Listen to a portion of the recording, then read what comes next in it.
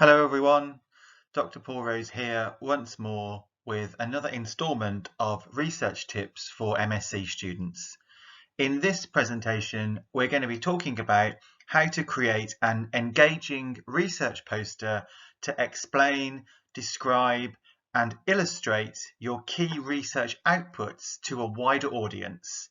Something that you might have to create for a scientific conference or symposium where people in the audience are interested in knowing the key snapshots from your overall research output.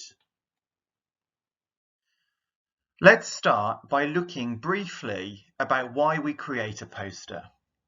First and foremost, a poster encourages engagement with your research outputs, with the results that you've found and the conclusions that you've drawn.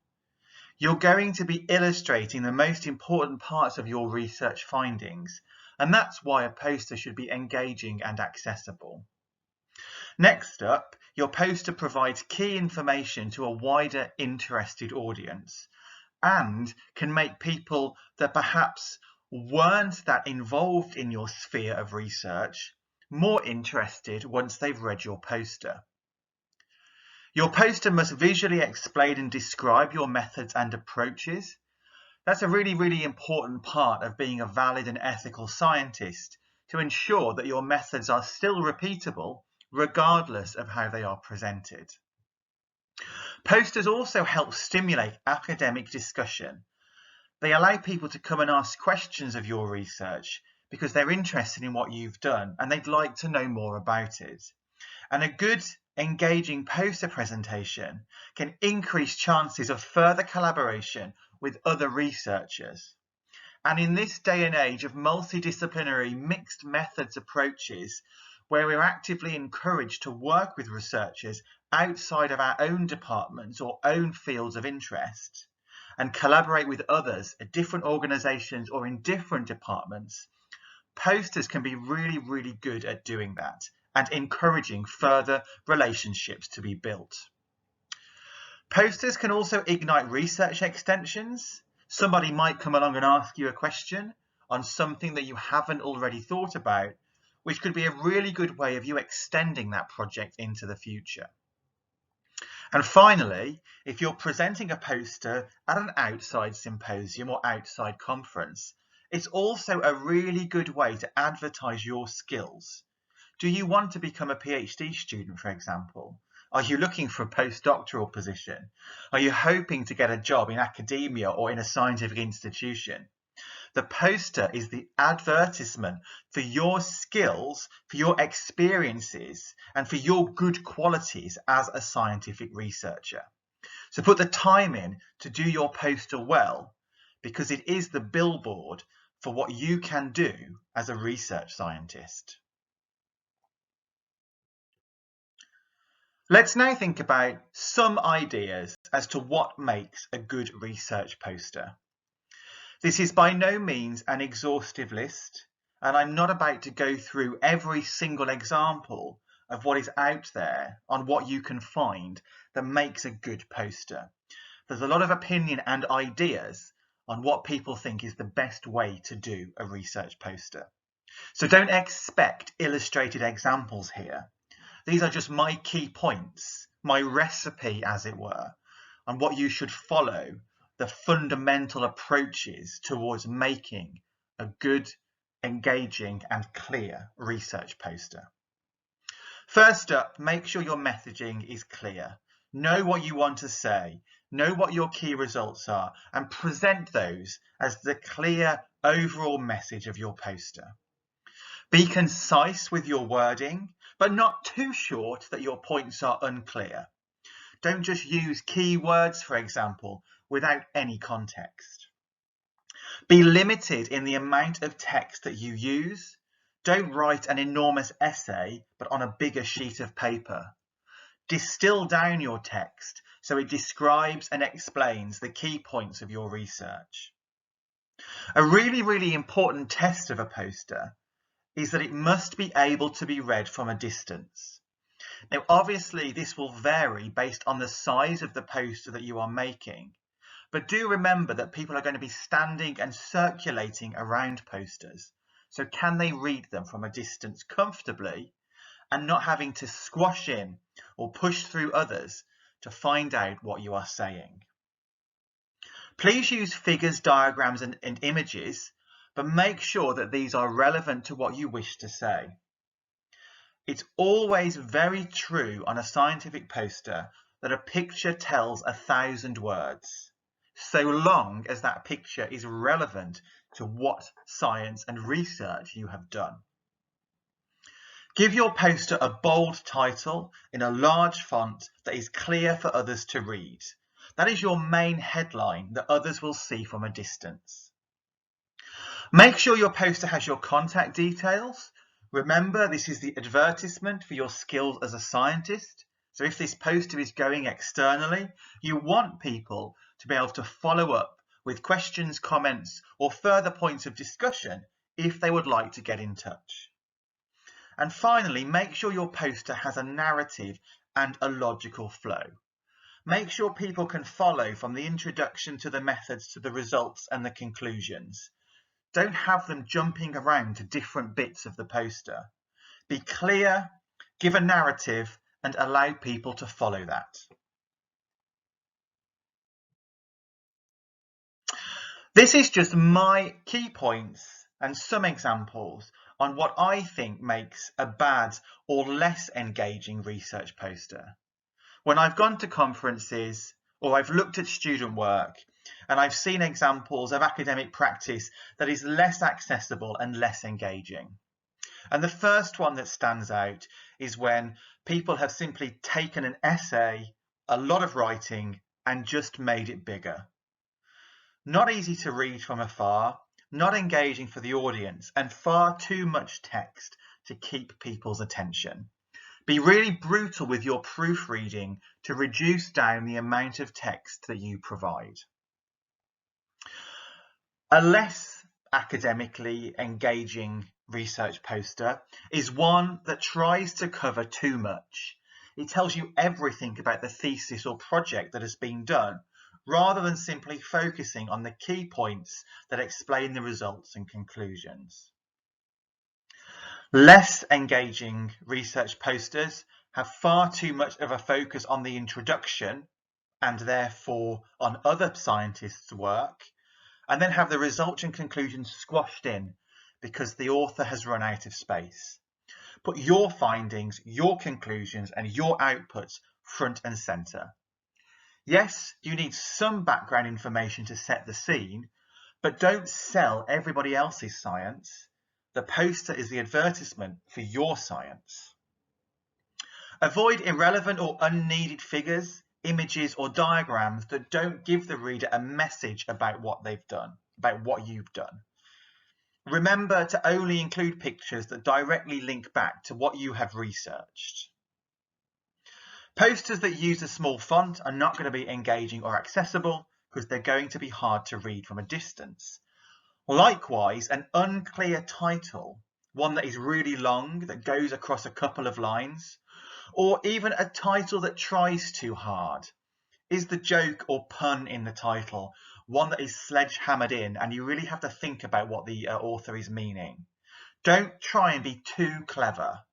Clarity and being concise is much more effective than trying to be clever or witty in a title, which might ultimately not make sense to the reader.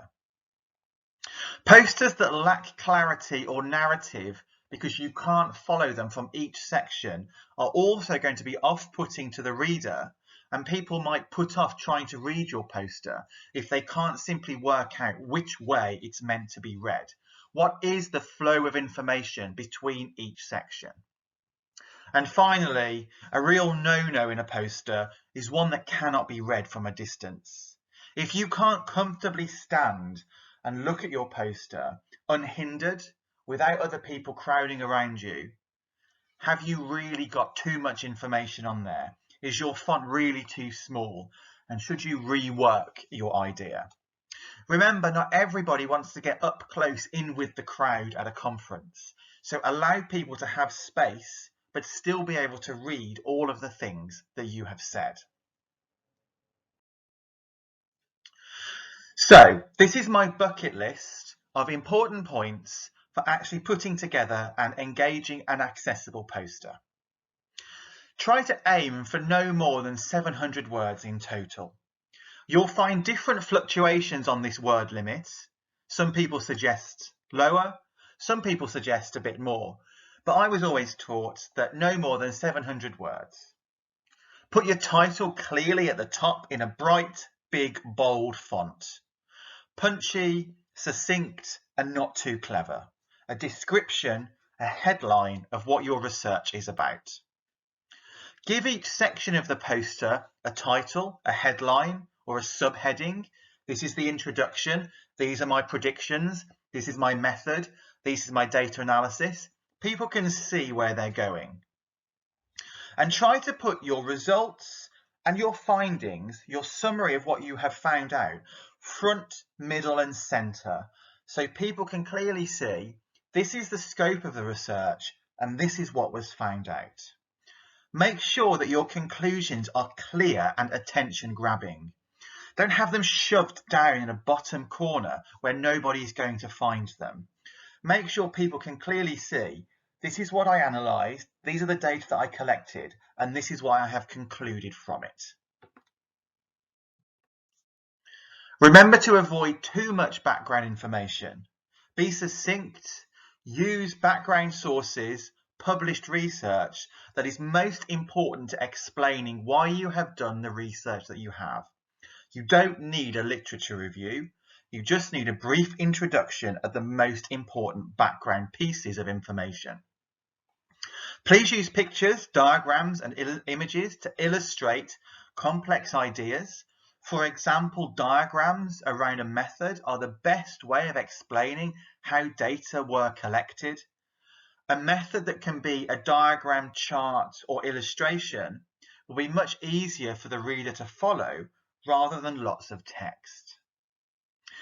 It's best not to have a massive reference list on a poster or a massive reference list that is in a really tiny font squashed in the corner. Again, a few key example sources that are most important to how you set the scene and interpret the discussion is best. Please remember to include your name and affiliation, perhaps underneath your title. Think about your contact details, perhaps in a separate section at the bottom of your poster, and make sure you include acknowledgements, either first thing before the introduction or last thing after the conclusions. Again, remember you're advertising your skills as a scientist and acknowledging help, support, and advice you've had along the way. And if your research was grant funded, acknowledge your funders. Really shows that you are ethical, open, and valid in your scientific practices. Please use colour on a poster unless you've been specifically asked to do it in grayscale. But certainly for external conferences, colour is key. But check readability and clarity. Remember colour blindness and accessibility of different colours for different people that are reading the poster. Avoid dark fonts on dark backgrounds and light fonts on light backgrounds. Avoid writing too much over a picture if the picture means the font is hard to pick out. Colour is good, but have a consistent theme. Perhaps choose one or two different colours that give a nice consistent format to your piece of work. Ultimately, you can be creative in your poster design and your poster making. It's not often we get to be creative in science, so this is a chance for your creative flair to shine, but always keep it professional, clear, concise, and succinct. Remember, before you start, think about what you want to say. What are your key messages that you want to get to the audience? If you know what you want to put on the poster, and if you know what your key messages are, your audience will know what your key messages are. Does your poster tell the audience what you have found out and why you have found it? Read, read, and read again before you send your poster for printing. Get a friend, colleague, or family member to read it as well. There's nothing worse than sending your poster for printing and then finding something is wrong, or there's an error, or something hasn't translated from whatever software you've used to create it to actually the physical printed version. And remember, in this day and age of electronic conferences and electronic posters, it's very easy to fix and change mistakes as you go. A good proofread for a poster is just as important as it is for any text-based essays or reports. So finally, where can you go for further help and inspiration? There is a load of information out there. These are from different university departments or different academic organisations, or even individual researchers themselves that have provided guidance on what makes a good academic poster. And you can find through a simple Google search, and all I have done here is put in the title Good Scientific Poster, a whole raft of information, top 10 tips, pictures and photos of good academic practice, 45 best scientific poster designs, how to prepare a scientific poster, award-winning scientific posters. Google can be your friend here, but also a lot of this guidance is personal taste, and too much help can be just as bad as no help. So know when to stop, avoid looking at too many sources, avoid taking on too much opinion. Keep it clear, keep it concise, have a narrative and be succinct. Remember, a brief word count, no more than 700 words, text that is easy for the reader to read from afar, images that make sense, a title that is clear, key results and conclusions so others can see what you've done. Go with a design that you like, that is creative and engaging and interesting, but ultimately is still academic and professional.